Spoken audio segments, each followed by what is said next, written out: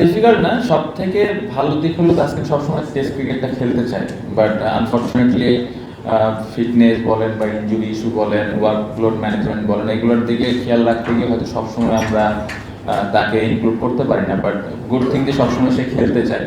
So এবছর এই মুহূর্তে এই টেস্টের আগে ট্রেনার ফিজিওর সাথে অনেক লম্বা একটা ডিসকাশন ছিল এবং সে খেলার জন্য ফিট।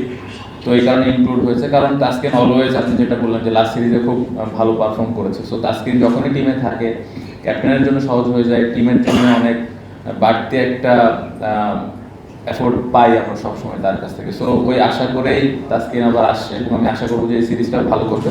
বাকি পেস বোলারগুলোও সব প্ল্যান সম্পর্কে তাদের ধারণা আছে, কে কখন খেলবে, কার কী অবস্থান। এখানে ট্রেনার ফিজিওর অনেক বড় একটা কমেন্ট থাকে যে কে কী অবস্থানে আছে। সো এই ম্যানেজমেন্টটা লাস্ট কয়েক বছর ধরে ভালোভাবে আমরা করতে পারছি এবং সবাই ক্লিয়ার কে কখন খেলবে, কার কী অবস্থা। বসুন্ধরা ডায়াপেন্ট এখন আরও উন্নত। এই হট এয়ার থ্রো টপশিট দ্রুত শোষণ করে সোনামণিকে দেয় কোমল অনুভূতি।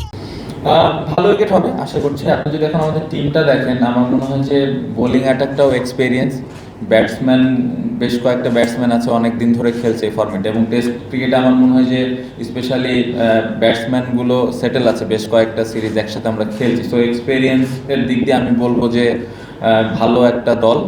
সো উইকেটটা যেরকমই থাকুক, ভালো পেসার ভালো স্পিনার আমাদের দুই দিকেই আছে। সো আমার মনে হয় যে প্রপার স্পোর্টিং উইকেট থাকলে আমাদের টিমের জন্য ভালো। বাট এগেন কালকে কি হবে বা এই নেক্সট 5 দিনে কি হবে উইকেটটা, এটা আসলে ওয়েদারের উপরে অনেক কিছু ডিপেন্ড করে। সো ওই অনুযায়ী ওই অ্যাডজাস্টমেন্টগুলো আমাদের করতে হবে, এবং আমি মনে করি যে যেই ব্যাটসম্যান এবং বোলারগুলো আমার টিমে আছে তারা ক্যাপাবল টু অ্যাডজাস্ট ওই সিচুয়েশনগুলো। না, আমার তানজিদ তামিমকে নিয়ে অনেক লম্বা সময় ধরে আমরা আলাপ করছিলাম, যদিও নতুন সিলেক্টর এসে খুব ভালো একটা ডিসিশন নিয়েছে আমি মনে করি। আমি পার্সোনালি ফিল করি যে ফার্স্ট ইনিংসটা খুব ইম্পর্টেন্ট হয়ে যায় একটা টিমের জন্য, স্পেশালি ব্যাটিংয়ের ক্ষেত্রে, ইভেন বোলিংয়ের ক্ষেত্রেও। বাট আমি যেটা পার্সোনালি চাই যে ভালো উইকেটে কন্ডিশন যদি ডিমান্ড করে ভালো রান হবে, সেই ক্ষেত্রে 400 যদি আমরা করতে পারি একটা দলের জন্য খুব ভালো। বাট একটা জিনিস বুঝতে হবে যে যার এক একজনের খেলার ধরন এক এক রকম। সো কারো খেলা আমি চাই না যে কেউ পরিবর্তন করুক, যে যেভাবে খেলতে পছন্দ করে সে সেভাবেই খেলুক।